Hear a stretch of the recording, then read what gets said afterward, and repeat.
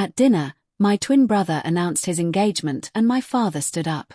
Finally, one son who isn't a complete disappointment. Unlike this pathetic excuse who can't even keep a wife, my mother added, we should have selected just one embryo. We knew which one would be the failure. Everyone, including my nieces and nephews, laughed while pointing at me. I simply smiled and left. 6 months later, my parents were on their knees in my house begging me. This got way longer than I expected. Honestly, I've been debating posting this for weeks. I guess I always knew my family had a favorite, but what happened last month finally made me snap. For context, I, 36M, have an identical twin brother, Paul, also 36M, obviously. Despite looking the same, our lives couldn't be more different. Growing up, Paul was always the golden child. Better grades, more friends, better at sports. I wasn't terrible or anything, just average. My parents never tried to hide their preference, like at all. I got used to hearing, why can't you be more like your brother, at least once a week. Anyway, I got married young, 24, to my college girlfriend. Things were okay for a while, but we grew apart and divorced last year. Nothing dramatic, no cheating or anything. We just wanted different things. Meanwhile, Paul had been dating Caitlin for about 3 years, and everyone in the family loves her. She's nice enough, I guess, but my parents treat her like she's literally descended from heaven. So, last month, my mom texted the family group chat about a special dinner at their house. I almost didn't go, honestly wish I hadn't, but you know how it is with family. You keep showing up hoping things will be different. I arrived a bit late. Traffic was insane, and everyone was already there. My parents, Paul and Caitlin, our older sister and her husband, their 3 kids, and a couple of aunts and uncles. I grabbed a beer and tried to blend into the background like I usually do at these things. Halfway through dinner, Paul stood up and clinked his glass. The whole room went quiet as he announced that he and Caitlin were engaged. Everyone erupted in cheers and I genuinely smiled and congratulated them. I mean, despite everything, he's still my twin. I was happy for him. That's when everything went to hell. My dad, 3 beers in, also stood up with this huge grin and literally shouted, finally, one son who isn't a complete disappointment, unlike this pathetic excuse who can't even keep a wife. He was pointing right at me. I froze. The room got quiet for like 2 seconds before my mom chimed in with, we should have selected just one embryo. We knew which one would be the failure. And then everyone laughed. Not uncomfortable laughter. Not that awkward, oh God, what do we do? Laugh. No, they were genuinely amused. My 12-year-old niece was pointing at me and giggling. My brother's future in-laws, who I'd just met, were smirking. Paul just stood there with this smug look that said, better you than me. I should mention I've always been the family joke, but this was next level, even for them. I sat there for exactly 15 seconds, counted in my head, while everyone continued making comments about how at least one twin turned out right. Then I just smiled. Not a happy smile. The kind of smile you give when you finally see something clearly for the first time. I stood up, put $40 on the table for my share of dinner, and walked out. No drama, no speech, no tears. I just left.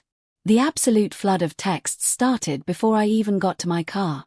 Mom, don't be so sensitive. It was just a joke. Dad, man up and come back inside. Paul, bro, chill. It wasn't that serious. Sister, you're ruining Paul's moment again. Honestly, reading those messages in my car was the moment something just broke in me, or maybe fixed itself. I don't know how to explain it. Like a switch flipped. I blocked every single family member on my phone and all social media that night.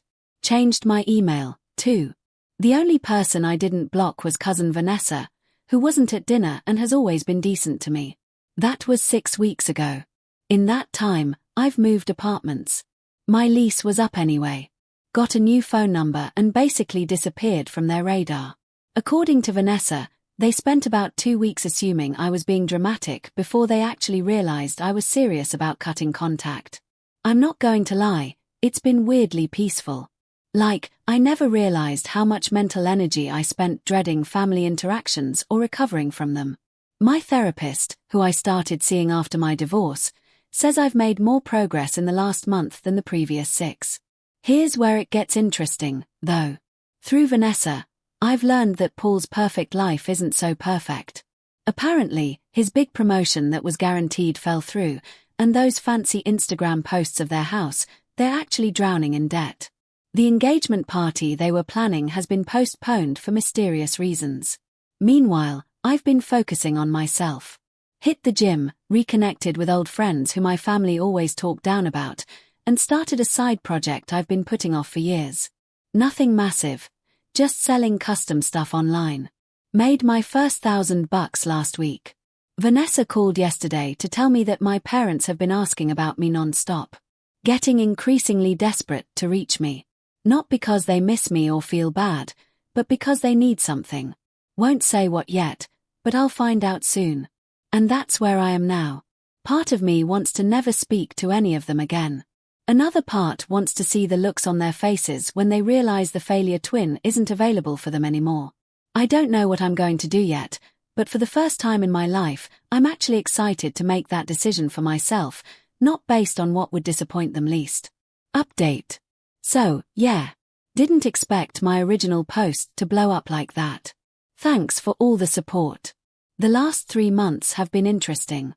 First, a quick recap for those who missed it. At my twin brother's engagement dinner, my dad publicly called me a disappointment who couldn't keep a wife. My mom said they should have selected just one embryo, meaning not me. And literally everyone, including children, laughed at me. I smiled, left, and cut contact with everyone except my cousin Vanessa. Honestly, these past 3 months without my family have been weirdly peaceful. I didn't realize how much mental energy I was spending bracing myself for their criticism. My apartment still has a leaky faucet, and my internet cuts out when it rains too hard. But at least I don't wake up to texts about how Paul just bought a new car or how disappointed my parents are that I'm still single. About a month after going no contact, I changed my number and moved to a different part of town. Nothing fancy, just a smaller place with better natural light. My therapist says I'm showing signs of post-traumatic growth, which is apparently a real thing, not just something she made up to make me feel better.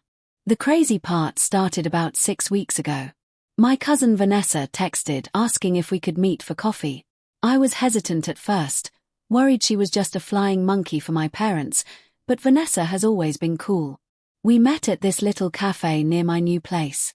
For those asking, no, Vanessa and I aren't a thing. She's literally been like a sister to me and is happily married with a kid on the way. Vanessa looked tired when she showed up. Circles under her eyes like she hadn't been sleeping. She barely sat down before telling me that Paul's life was imploding. Apparently, the week after I went no contact, his fiancée, Caitlin, found messages on his phone from not 1 but 3 other women. Not ancient history either, recent stuff. I wasn't exactly shocked. Paul always had a wandering eye, but I figured he'd finally grown up. Vanessa said the engagement is on hold while they work things out. Her air quotes, not mine. Translation. Caitlin's parents won't let her call it off entirely because they already put deposits down for the wedding venues. But here's where it gets really interesting. According to Vanessa, my dad's business is in serious trouble. I don't want to get too specific, doxing and all that, but basically he sells stuff to other businesses and his biggest client just dropped him like overnight. 50% of his income gone. I sipped my coffee and just listened. Didn't feel as satisfying as I thought it would. Don't get me wrong. I'm not crying for them, but I'm not celebrating either. It's just facts. Vanessa then dropped the real bomb. My parents and Paul have been desperately trying to find me. They've shown up at my old apartment multiple times. Sorry, Kevin, if you're my replacement tenant reading this. Called my old work contacts and even tried to get my ex-wife's new address from mutual friends. Why? Because they need money. A lot of money. Turns out my brother wasn't just cheating on Caitlin. He was also mishandling funds at work. Nothing criminal, I think, but enough to get him demoted and put on probation. His fancy downtown apartment. Yeah, he can't afford it anymore. The BMW he was so proud of might get repossessed. And my parents, who have been living beyond their means for years, are suddenly facing the reality that their golden child can't bail them out. Their house needs a new roof. Mom's credit cards are maxed out. And Dad's business might not make it to the end of the year. I'm not going to lie. I sat there feeling nothing. Not happiness, not anger, just nothing. Then Vanessa slid her phone across the table. On it was a series of texts from my mom. Please tell Ian we need to talk. This isn't a joke anymore, Vanessa. Tell him his father is having health problems from the stress. If he's still angry about the dinner, he needs to get over it. Family is supposed to help each other. That last one actually made me laugh out loud in the cafe. Where was all this family helps family energy when I was going through my divorce? When I was sleeping on a friend's couch for 3 months, when I needed a small loan to fix my car last year and they told me to be more responsible with money like Paul. Vanessa wasn't asking me to contact them. She just thought I should know what was happening. She also mentioned that Paul had been asking about my side business. Apparently, he suddenly remembered that I'm good with that internet stuff and thought maybe I could hook him up. The audacity is almost impressive. I thanked Vanessa for the heads up and walked her to her car. She hugged me and said she was proud of me for standing up for myself. First time anyone in my family ever said those words to me. After that meeting, I went home and made a pros and cons list about getting back in contact with them. The cons list was 2 pages long. The pros list was blank. So, I decided to keep doing exactly what I've been doing, nothing. But then last week, something changed. I was grabbing groceries when I literally bumped carts with my father in the cereal aisle. It was the most awkward moment of my life. No cap. He looked old, grey, like he'd aged 10 years in 3 months. His cart had ramen noodles, cheap bread, and the store brand everything. For a second, I almost felt bad for him. Then he opened his mouth. He started with how I was being childish and needed to man up and help the family. When I didn't respond, he switched tactics, saying he and Mom missed me so much. When that didn't work, he finally got to the point. They needed me to lend them $50,000. I just stared at him. This man who called me a complete disappointment 3 months ago was now asking me for 50 grand. The absolute lack of self-awareness was staggering. I told him very calmly that I didn't have that kind of money to lend anyone. He scoffed and said he knew about my internet business. It's literally just a small Etsy shop that makes like $200 a week. And that family comes first. I just said, no, it doesn't. And walked away, leaving my half-filled cart in the aisle. Petty, maybe. Satisfying. Absolutely. Since then, they've escalated. Paul showed up at my gym. No idea how he found out where I work out. Mom left a tear-filled voicemail on my work phone. Dad even contacted my ex-wife on Facebook to try to get to me. Yesterday, I got a formal-looking letter in the mail. It was an invitation to a family meeting at my parents' house this weekend. The tone was weirdly professional, like a business negotiation. The last line said, "We have a proposition that will benefit all parties involved." I'm curious enough that I'm actually considering going, not to help them, but to hear what exactly they think they can offer me. I've spent my whole life giving them chances they didn't deserve. Maybe it's time I flipped the script. Whatever happens, I'm not that same pushover who walked out of dinner 3 months ago. I've got boundaries now and no amount of guilt-tripping is going to make me cross them. I'll update again after the family meeting if I decide to go. Part of me wants to just ghost them entirely, but another part wants to see if they've learned anything at all. Final update. So, yeah, didn't expect this to blow up again. My DMs are a complete dumpster fire right now. Thanks for all the awards and stuff, but to be honest I'd trade them all for a normal family. Anyway, I promised an update after the family meeting, so here it is. Honestly, I never went to that meeting.